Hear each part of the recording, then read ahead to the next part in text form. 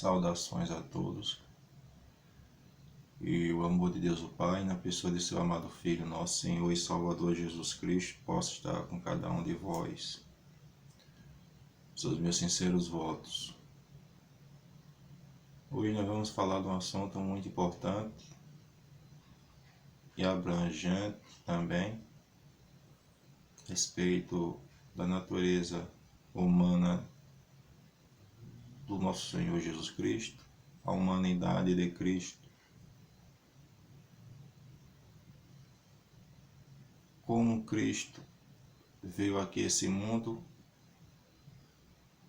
e o que era necessário para Ele salvar a humanidade desse tamanho abismo, dessa tamanha degradação que é o pecado. Isso é importante nós sabermos desses detalhes, porque o que eu vejo que é programado aí no mundo é um Jesus Cristo, Deus, homem, onde a própria Bíblia diz em Tiago que Deus não pode ser tentado. E era necessário que um viesse aqui à semelhança da descendência de Abraão, para que pudesse sentir na pele o pecado, as tentações, e assim pudesse saber como acudir e socorrer aqueles que são tentados pelo diabo. Mas muito bem, né? Fazemos umas perguntas. Como sempre, a Bíblia nos dará a resposta, né? Por meio de quantas pessoas entrou o pecado no mundo? Ou seja, por meio de quem o pecado entrou nesse mundo? Romanos 5, 12. Concluindo, da mesma forma como o pecado ingressou no mundo por meio de um homem, e pelo pecado a morte, assim também a morte foi legada a todos os seres humanos, porquanto todos pecaram. Então a morte, a destruição, a inimizade entre o homem para com Deus entrou por meio da desobediência de um homem. Esse, né, nós sabemos muito bem, Adão. Agora, o que levou a morte a reinar de Adão até Moisés? 5,13 de Romanos diz, a 14. Porque antes de ser promulgada a lei, ou seja, os mandamentos, né? O pecado já estava no mundo. O que é que Paulo está dizendo aqui? Antes de ser programada a lei no Sinai, né? Nós sabemos muito bem que Deus programou sua lei no Sinai, diante dos ouvidos do povo, um monte tremendo em fogo, todo o monte estremecia, entre Deus e o povo estava Moisés, com uma espécie de mediador. E o Altíssimo, por meio do seu Filho, programou a lei no Sinai. Mas antes do Sinai já existia o pecado no mundo, né? Paulo está dizendo isso aqui. Porque antes de ser promulgada a lei, o pecado já estava no mundo. O pecado não é levado em conta quando não existe lei. Se não existe lei, mandamento, não existe pecado. Mas o verso 14 diz o quê? No entanto, a morte reinou desde a época de Adão até o dia de Moisés, mesmo sobre aqueles que não cometeram o pecado semelhante à desobediência de Adão, o qual era uma prefiguração daquele que haveria de vir. Aqui já nos mostra o seguinte, que Adão, depois do pecado, prefigurava aquilo, apontava para aquele outro Adão que haveria de vir, vindo à plenitude dos tempos, para desfazer as obras do diabo. Já nos aponta aqui que era necessário que o segundo Adão viesse à semelhança do primeiro que transgrediu, né? Mas note, antes de Moisés houve o dilúvio, houve a destruição de Sodoma e Gomorra, muitas gerações tinham surgido e morrido. Mas por que morrido? Devido à transgressão, o pecado. Ora, e o que é pecado? Podemos saber o que é pecado, essa palavra, né? 1 João, nessa versão King James atualizada, diz algo interessante. 1 Epístola de João 3:4.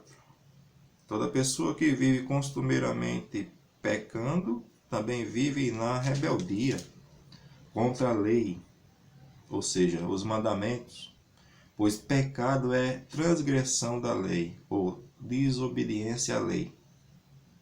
Sabeis que igualmente que ele, Cristo, se manifestou para tirar os pecados do mundo, e nele não há pecado. Interessante que Cristo se manifestou-se para tirar o pecado do mundo, mas em Cristo não há pecado. Não é à toa que ele diz lá em João 8,46, quem de vós pode me convencer por algum pecado? Ele se manifestou para tirar o pecado do mundo, mas em Cristo não há pecado. Em Hebreus 9:27 diz, assim como um homem está ordenado a morrer uma só vez, vindo depois o juízo, assim também Cristo foi oferecido em sacrifício uma única vez só, para tirar os pecados de muitos, não de todos, mas de muitos. Aparecerá segunda vez, não mais para eximir o pecado, mas para brindar salvação a todos os que o aguardam. Sabemos que pecado é transgressão da lei. Em Cristo não há pecado, não havia pecado, ou seja, ele não desenvolveu o pecado. Embora tomando as nossas fraquezas nas costas, ele não pecou. Tudo isso para desfazer o mal. Mas o que é o salário do pecado? O pecado é transgressão da lei. O salário do pecado, Romanos 6:23 diz, o salário do pecado é a morte, mas o dom gratuito de Deus é a vida eterna em Cristo Jesus. O homem pecou.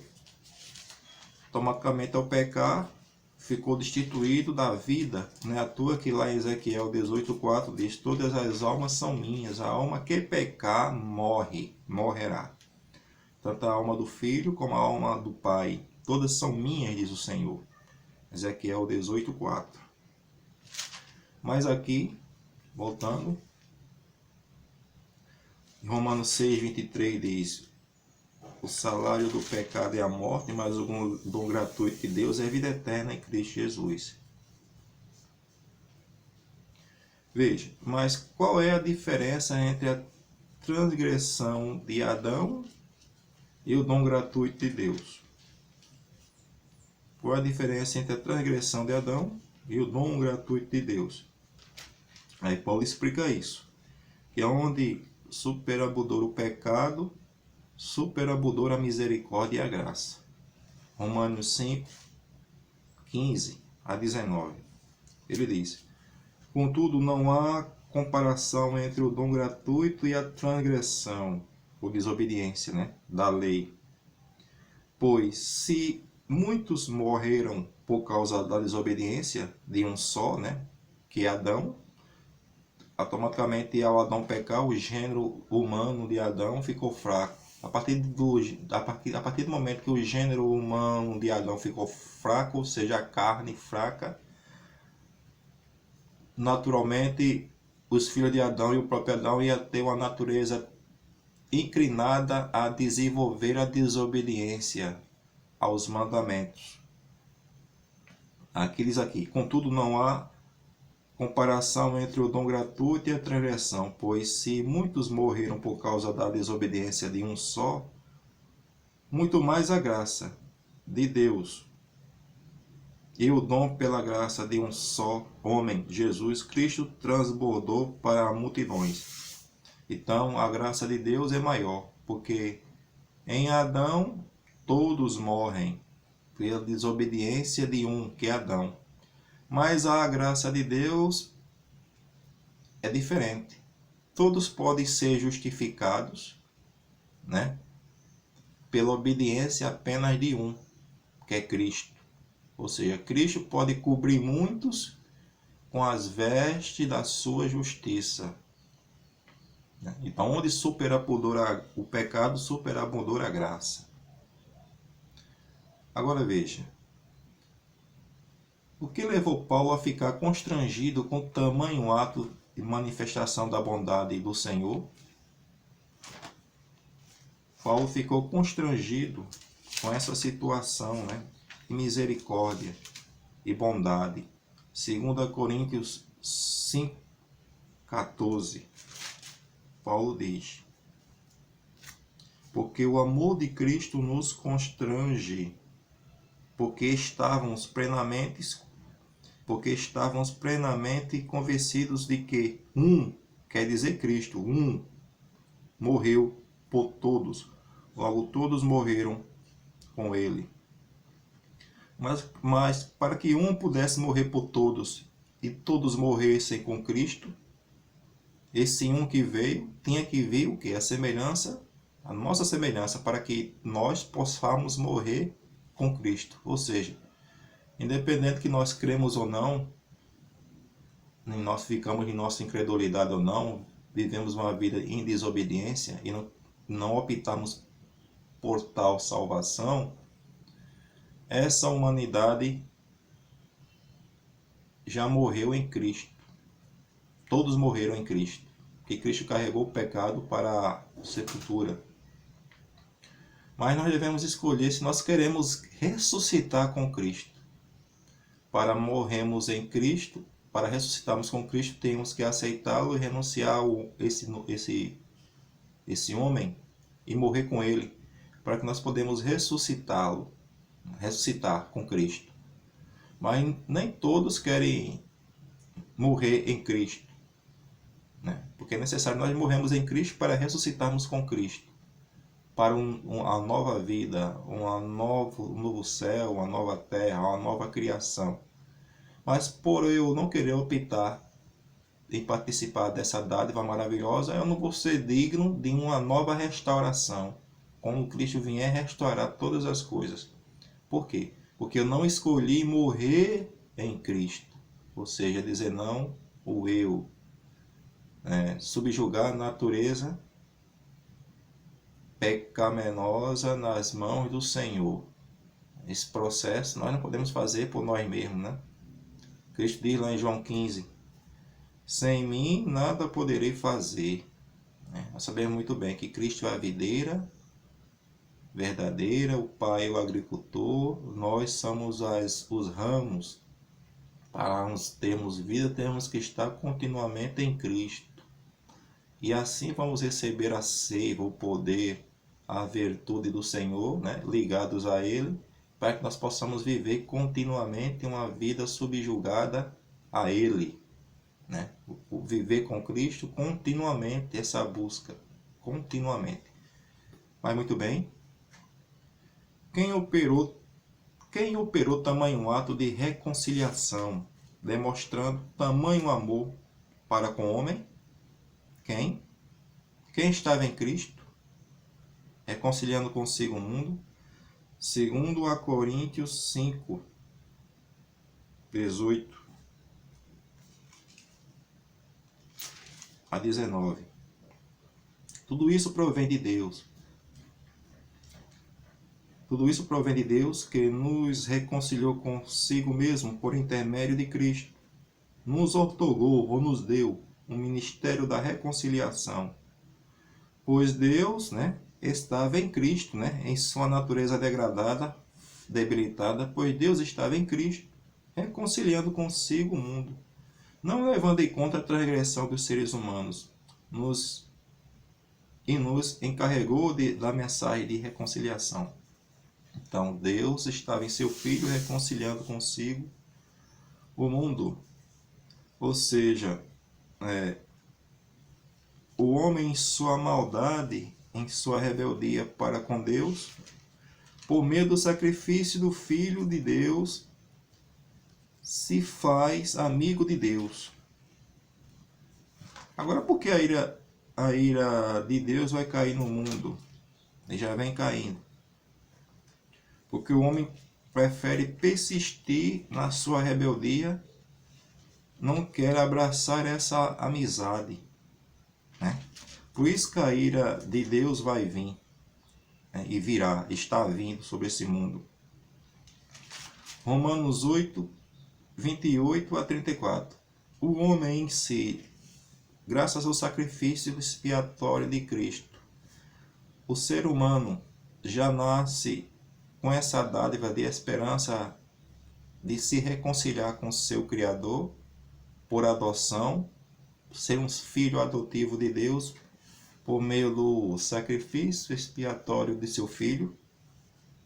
Isso aí o diabo tem procurado ocultar da mente humana, né? Em troca desse mundo, das orgias desse mundo, né? Dando uma falsa ilusão, ou seja, o prato de comida de Esaú, né? Esse mundo é o prato de comida no qual Esaú trocou o direito de filho primogênito lá em Gênesis por um simples prato de lentilha de comida. E muitas pessoas estão fazendo isso.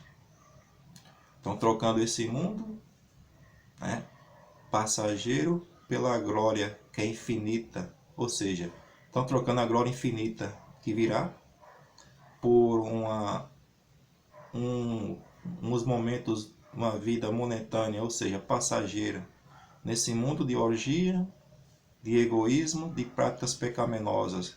Não tem procurado buscar em Cristo força para subjugar a sua natureza. E assim o homem vai se entregando continuamente ao erro, né? E assim rejeitando tamanho sacrifício que o filho por meio, né, que o pai por meio do seu filho fez. Ou seja, o homem prefere ainda em persistir e estar na desobediência, não quer fazer as pazes com seu Criador.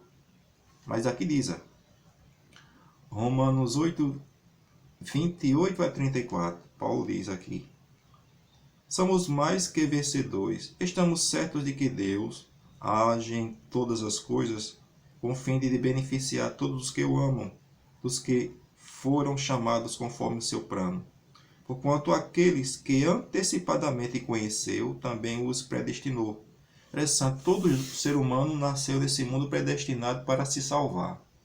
Mas como a salvação é um livre-arbítrio, né? Nós temos que escolher se queremos ou não. Nem todos, infelizmente, querem. Mas aqui, para serem semelhantes à imagem do seu filho, tá vendo? Ou seja, por conta daqueles que antecipadamente conheceu, também os predestinou para serem semelhantes à imagem de seu filho, a fim de que ele seja primogênito entre muitos irmãos. Quem é o primogênito entre muitos irmãos? Cristo, que encarnou aqui, veio a nossa natureza e venceu, né? Ele é o primogênito entre muitos irmãos. E os que predestinou, este também o chamou. E os que o chamou, este igualmente justificou. E os que justificou, este também glorificou. Interessante que todos aqueles que creem já estão glorificados em Cristo, né? Quando Cristo se manifestar, como diz Colossenses, seremos semelhantes a Ele, graças ao sacrifício expiatório que Ele fez. Colossenses 3:1. Portanto, visto que fostes ressuscitados em Cristo, buscai conhecimento do alto, onde Cristo está assentado à direita de Deus. Pensai nos objetivos do alto, não nas coisas terrenas desse mundo. Pois morrestes e a vossa vida está escondida em Cristo, em Deus. Quando Cristo, que é a vossa vida, se manifestar, também vós manifestais com Ele em glória. Sendo assim, aí Paulo aconselha o quê? Fazei morrer tudo que pertence à natureza terrena, né? A imoralidade sexual, impureza, paixões, vontade má, ganância, que também é idolatria. Por causa dessas práticas malignas, vem a ira de Deus sobre os que vivem na desobediência. Ou seja, o cristão deve subjugar o corpo, ou seja, o corpo não pode dominar a mente, mas a mente que tem domínio sobre o corpo. Mas todo esse processo é mediante Cristo. Mas voltando aqui para Romanos 8, 28 a 34, diz assim, 8:31 de Romanos. A que conclusão, pois, chegamos diante desse fato? Se Deus é por nós, quem será contra nós? Diz Paulo. Então o crente já nasce com essa reconciliação com Deus, né? Mas nós temos que querer o plano, ou seja, nós temos que nos subjugarmos a Deus, reconhecemos que nós somos nada diante dele, nos humilhamos à sua potente mão poderosa, nos reconciliarmos com ele, como diz Tiago 4, submeter aos nossos planos a Deus. Tiago 4:13. Agora prestai atenção, vós, aclamais. Aliás, Tiago 4 diz assim, 4:8. Achegai-vos a Deus e ele acolherá todos vós, pecadores. Limpai as vossas mãos limpai as vossas mãos e vós que tendes mente dividida pelas paixões, purificai o coração. Aqui, né, em Tiago 4, o Tiago repreende os irmãos, que os irmãos estavam pedindo coisas indevidamente, ou seja, pedindo coisas a Deus para se esbanjarem nos seus prazeres mudando. Aí o Tiago diz que a amizade do mundo é inimizade contra Deus, que o homem deve subjugar o mundo, a natureza, saber o que deve pedir a Deus, não para usufruir em suas práticas pecaminosas nesse mundo. Aí diz, entristecei-vos, arrependei, chorai, abandonai o riso, face e pranteai, trocai a vossa euforia pelo pesar, humilhai-vos na presença do Senhor, e ele vos exaltará. Que logo aqui, o profeta Tiago diz assim, que o homem não pode amar o mundo e amar a Deus. Também aquilo que o Senhor diz lá em Mateus, né? Não podemos amar dois senhores, a Deus e a Mamon. Ou vamos agradar um, prejudicar outro. Também o mesmo João, em 1 João 2:16, diz, filhinhos, não ameis o mundo, nem nada que no mundo há. Se alguém ama o mundo, o amor do Pai não está nele, a concupiscência da carne, a soberba da vida, as coisas desse mundo. O mundo passa, mas quem procura fazer a vontade de Deus permanece eternamente. E aqui Tiago diz, cobiçais e nada tendes. Tiago 4:1. Matais e vejais, porém não consegui obter o que desejais. Vivei a brigar e a promover contendas, todavia nada conquistais, porque não pedis. E quando pedis, não recebeis, porque pedis com motivação errada. Simplesmente para esbanjar-lhes os vossos prazeres e deleites. Adúlteros ou adúlteras, não estáis ciente de que a amizade com o mundo é inimizade contra Deus? Ora, quem quer ser amigo do mundo, torna-se inimigo de Deus. Então, é isso que Tiago nos aconselha, nos subjugar a natureza humana, né? Aborrecer as práticas desse mundo. 2 João 16. Não ameis o mundo, 1 João. Não ameis o mundo, nem nada que no mundo há. Se alguém ama o mundo, o amor do Pai não está nele, pois tudo o que há no mundo, as paixões da carne, a cobiça dos olhos, a ostentação dos bens, não provém do Pai, mas do mundo. Ora, o mundo passa, mas aquele que procura fazer a vontade de Deus, este permanece eternamente.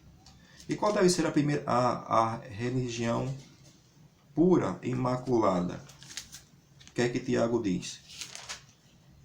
Para Tiago, A verdadeira religião é essa. Tiago 1,27. A religião agradável aos olhos do Pai aceita com sinceridade, imaculada, é esta: cuidar dos órfãos e viúvas em suas dificuldades, especialmente não se deixar corromper pelas filosofias humanas ou pelas paixões humanas, né? Aborrecer o mundo. Mas note, voltando para o pensamento, que Deus nos reconciliou em Cristo, porque Ele fez tamanho sacrifício. Romanos 8, 31 em diante. Que conclusão, pois, chegamos diante desses fatos? Se Deus é por nós, quem será contra nós? Aquele que não poupou seu próprio filho.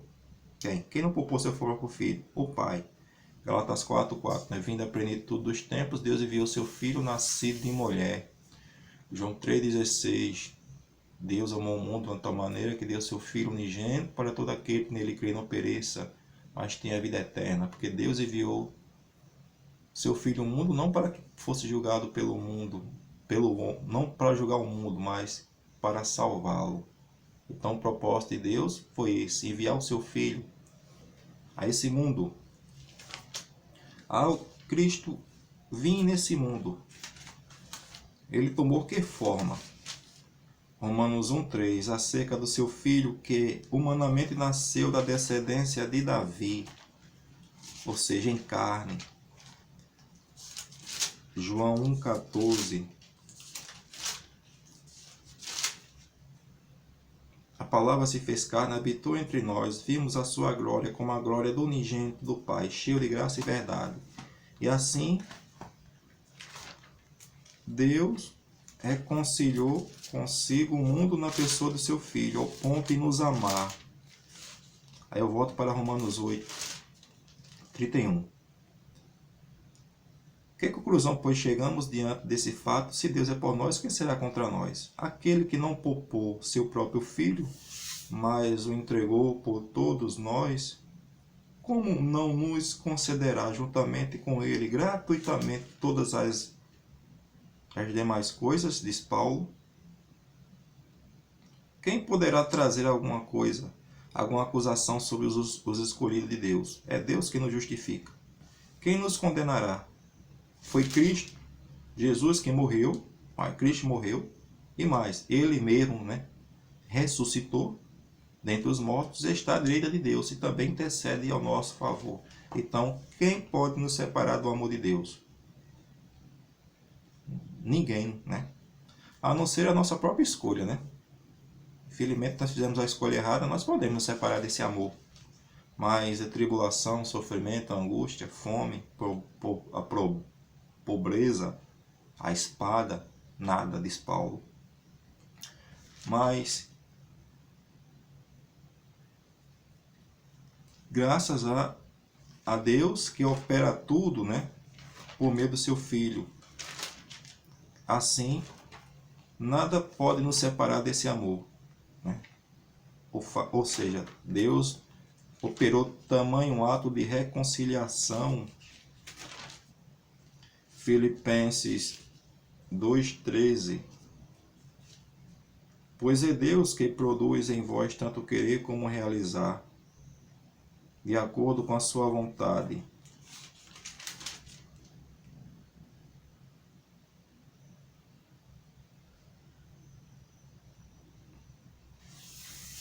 E 3,9.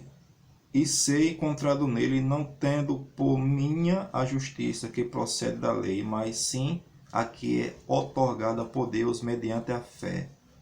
Interessante. Filipenses 2,13 diz: pois é Deus que produz em vós querer como realizar de acordo com a sua vontade. E Filipenses 3,9 diz: e se encontra nele, não tendo por minha justiça que procede da lei, mas sim que é dada por Deus mediante a fé, para conhecer Cristo, o poder da sua ressurreição e participação dos sofrimentos, identificando-me com ele na sua morte. Ou seja, tudo é operação de Deus, é Deus que opera tamanha reconciliação por meio do seu Filho. Agora, qual seria o único meio do Pai, junto com seu Filho, Cristo, salvar o homem desse estado miserável? Qual seria o último meio? Porque o homem, nessa situação, por si mesmo, não pode agradar a Deus. Não é à toa que que Paulo diz em Romanos 3, 10 a 11. Como está escrito, não há nenhum justo, nem ao menos um. Não há uma só pessoa que entenda, ninguém de fato busca Deus. Então, não existe nenhum justo, nenhum. Ainda 3,16 de Romanos, 3,16 a 17 a 20. Os seus passos não são marcados por destruição e miséria.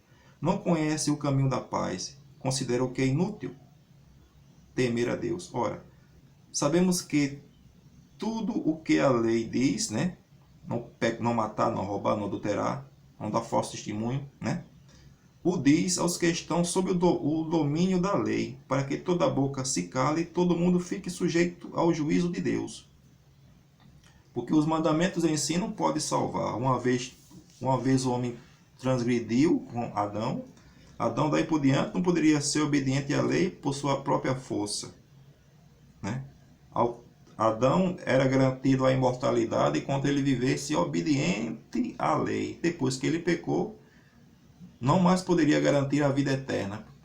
Adão necessitava daí por diante de alguém que morresse em seu lugar, derramasse sangue inocente e que o próprio Adão pudesse aceitar o sacrifício, depositando as suas esperanças nesse tamanho ato de amor, no Salvador que viria futuramente, né? Adão, todos morreram nessa esperança, né?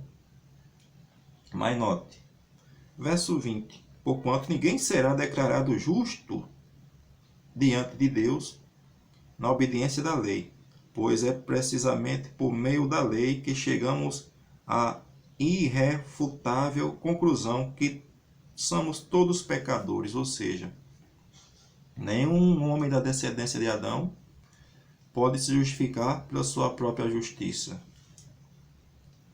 Somente um que veio aqui, vindo à plenitude dos tempos, ofereceu tamanho sacrifício, né? Ou seja, a sua vida imaculada e santidade. Deus aceitou a vida de Cristo no lugar da minha vida, né? Os seus atos de amor, de santidade, em obediência perfeita aos requisitos da Santa Lei, no lugar do transgressor, ou seja, no meu lugar e no lugar de toda a humanidade, de todo aquele que crê. Ainda em Romanos, continuando, né? Ainda esse pensamento que todos pecaram. Romanos 7, Paulo tinha esse entendimento, que ele em si não poderia agradar a Deus. Embora ele estava ciente que a lei era boa, santa, justa, mas ele era pecador. Era vendido às práticas do pecado. Paulo diz, Romanos 7, 11. Porquanto o pecado, valendo-se do mandamento, iludiu-me, por meio dele me matou. De maneira que a lei é santa, o mandamento é justo, bom. Portanto, isso significa que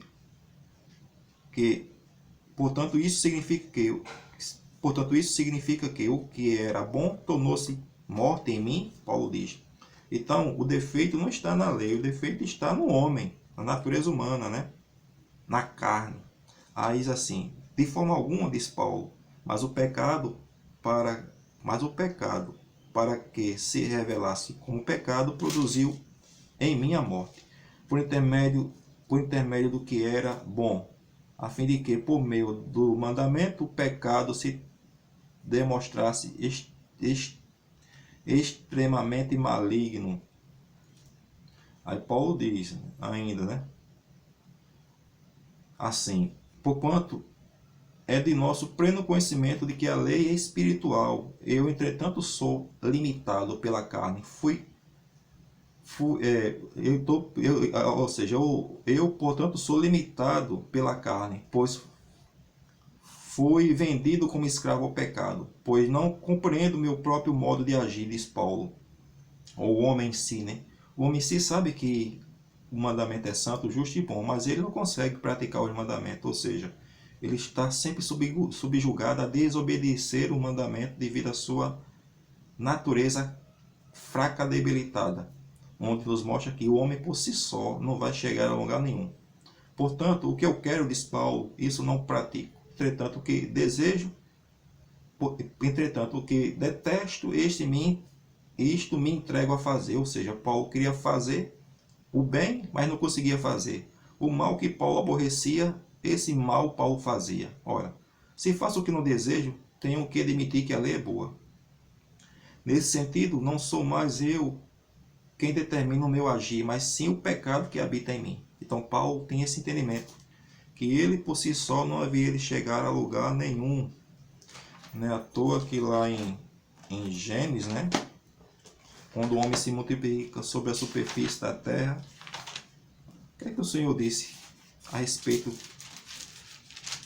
da genealogia humana? Gênesis 6:1. Então, quando a humanidade começou a se multiplicar sobre a face da terra, nasceram muitos filhos, nasceram muitas mulheres. E os filhos de Deus viram que os filhos dos homens eram atraentes, escolheram para si aquelas que lhe agradavam aos olhos. Então declarou o Senhor, por causa da malignidade do ser humano mortal, o espírito que lhe dei não permanecerá nele para sempre, portanto ele não viverá além dos 120 anos. Veja, então o gênero humano já estava acometido às práticas do mal. Gênesis 8:21, após o dilúvio, o que é que o Senhor fez? O Senhor, né, depois que Noé ofereceu o tamanho do sacrifício, o Senhor sentiu o aroma agradável da adoração e declarou a si mesmo, jamais amaldiçoarei a terra por causa do homem, porquanto o seu íntimo, o homem é mau, né? Íntimo, é completamente inclinado para o mal. Então o homem por si só não poderia vencer esse mal, inclinado para o mal, desde o nascimento, e nunca mais destruirei todos os seres nos quais há fôlego de vida, como fiz desta vez. Então o íntimo do homem é inclinado a praticar o mal, né? Se não fosse uma intervenção divina, né, quando o Senhor dá a sentença depois do pecado, em Gênesis 3:14, o que é que o Senhor diz? Javé, Deus, determinou a serpente, porque fizesse isto, maldita entre todos os animais domésticos,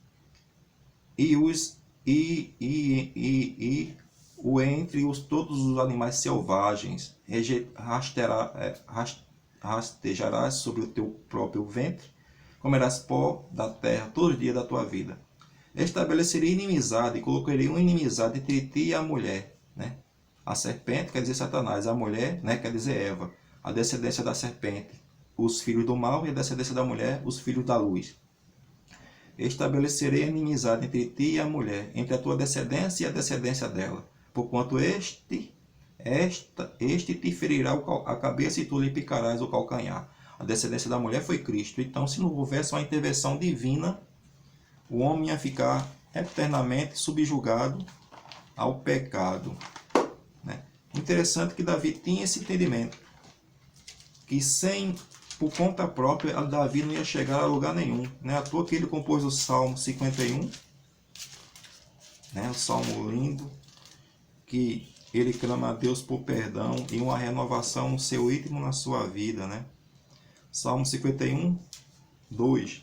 Lava-me de toda a minha culpa, purifica-me do meu pecado, pois o meu íntimo reconheço as minhas transgressões e trago sempre presente o horror do meu pecado, porque contra ti somente pequei. O mal que tanto reprovas, portanto, justo é a tua sentença, incontestável ao julgar-me condenado. Então Davi estava ciente disso, que ele não merecia a justiça, ou seja, a graça divina, mas ele implorava por perdão. Reconheço que eu sou pecador desde o meu nascimento, né? Reconheço que eu sou pecador desde o meu nascimento, sim, desde que concebeu a minha mãe. Aquilo que o Senhor falou aqui em Gênesis 8:21. O Senhor sentiu o aroma agradável de adoração e declarou a si mesmo: jamais amaldiçoarei a terra por causa do homem, porquanto seu íntimo é completamente inclinado para o mal, desde o nascimento. Aí Davi diz aqui, reconheço, Salmo 51, reconheço que eu sou pecador desde o nascimento, sim, desde que concebi a minha mãe. Sei que tu queres estabelecer a verdade no meu interior, no meu coração, ministra a tua sabedoria. Portanto, purifica-me com isópodo, ficarei limpo, lava-me mais branco que a neve, lava-me mais branco e serei mais branco do que a neve. Faz-me voltar, ouvir o júbilo de alegria, e os ossos que esmagastes exaltarão. Esconda o rosto dos meus pecados, apaga todas as minhas iniquidades. Deus meu, cria. Aí Davi estava ciente disso, que por ele mesmo nada poderia fazer. Cria, Deus, em mim um coração puro, renova dentro de mim um espírito inabalável. Não afaste da tua presença, nem tire de mim o teu santo bom espírito. Então Davi tem esse entendimento. Davi orou para que Deus não se afastasse dele, mas que o perdoasse e criasse no seu íntimo uma renovação, né? Uma transformação, aquilo que Cristo diz lá em João 15, né? Sem mim nada poderei fazer. O homem, quando está em Cristo, né, vai ter uma transformação na sua vida, no seu íntimo. Portanto, visto como fostes ressuscitados em Cristo, Colossenses 3, buscai o conhecimento do alto, onde Cristo está sentado à direita de Deus. Pensai nos objetivos do alto, não nas coisas terrenas. Pois morrestes e a vossa vida está escondida em Cristo e em Deus. Quando Cristo, que a vossa vida se manifestar, vós também manifestarás em glória. Note.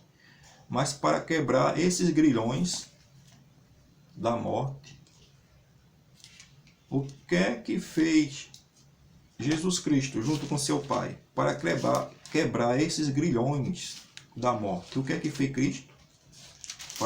Ou seja, para restaurar o homem onde ele estava. O que é que foi Cristo junto com seu Pai? Romanos 8. Portanto agora, 8:1. Portanto agora não há nenhuma condenação para os que estão em Cristo Jesus. Porque a lei do Espírito da vida em Cristo Jesus te livrou da lei do pecado e da morte. Porquanto aquilo que a lei for incapaz de realizar, por estar enfraquecida pela natureza pecaminosa, ou seja, o gênero humano estava fraco, inclinado a praticar o mal. Deus o fez, enviando seu próprio Filho, à semelhança de ser humano pecador, assim condenou o pecado na carne, para que as justas exigências da lei se cumprissem em nós, e não andamos segundo a natureza carnal, mas segundo o Espírito. Então, aquilo que o homem não podia fazer por si só, Deus o fez enviando seu Filho, à semelhança de ser humano pecador, porquanto aquilo que a lei for incapaz de realizar, por estar enfraquecida pela natureza pecaminosa, Deus o fez enviando seu próprio Filho, à semelhança de ser humano pecador. Assim condenou o pecado na carne. Ou seja, Deus condenou o pecado na carne do seu Filho, embora o seu Filho não desenvolvesse o pecado, né? Ou seja, qual o tipo de carne que o Senhor veio aqui? Porque Paulo diz em 1 Coríntios 15, 39, nem toda a carne é a mesma espécie. Os seres humanos têm uma espécie de carne, enquanto os animais possuem outra, as aves outra, os peixes outra, diferente. Então, para Deus destruir o pecado na carne, ele viu o seu Filho à semelhança de ser humano pecador, ou seja, em carne, semelhança à nossa carne. Não um Cristo diferente de nós, não. Mas sim, tomando as nossas fraquezas. E quem nega a carne do Senhor, diz que Cristo não veio como a nossa carne, como eu, em todos os aspectos, e como você, é o mentiroso, é o enganador. Segundo a João 7, segundo a epístola de João 7. Segundo a João 7. Entretanto, muitos enganadores têm saído pelo mundo, os quais não confessam que Jesus Cristo veio em carne. Esse é o modo de ser do mentiroso, do anticristo. Acautelai-vos para não destruíres a obra que realizamos com zelo, mas para que, pelo contrário, sejais recompensados regiamente. Todo aquele que não permanece no ensino de Cristo, mas acredita estar indo além dele, não tem a Deus, porquanto quem permanece nessa doutrina tem o Pai como filho. No dia de João já tinha pessoas negando a carne do Senhor, ou seja, apresentando um falso Messias, um falso Cristo, né? E hoje não é à toa que isso está impregnado nesse mundo, né? Onde o mundo que se diz religioso não reconhece a humanidade do Senhor, ou seja, ao nós trocarmos o Cristo, o Messias, botamos por terra o tamanho sacrifício que Cristo fez junto com seu Pai, né? E ao enviar seu Filho a esse mundo. Como diz Gálatas 4:4, vindo à plenitude dos tempos, Deus enviou seu Filho nascido de mulher. E quando eu nego a carne do Senhor, a humanidade do Senhor, ou seja, que ele não veio semelhante a mim, fiel às necessidades fisiológicas que eu faço, né? Urinei, defequei, cansei, assim como nós nos cansamos, choramos, nos alegramos, né? Se eu não reconheço que Cristo tomou a nossa fraqueza, os nossos sentimentos, eu nego a humanidade do Senhor. E ao negar a humanidade do Senhor, eu troco o Messias, troco o Salvador, boto tudo por terra, né? Mas é o anticristo, né? Essa filosofia começou em Nicéia, né? Que o amor de Deus o Pai, na pessoa de seu amado Filho, possa estar com cada um de vós. Haverei de continuar o assunto, que é um assunto muito abrangente. Amém?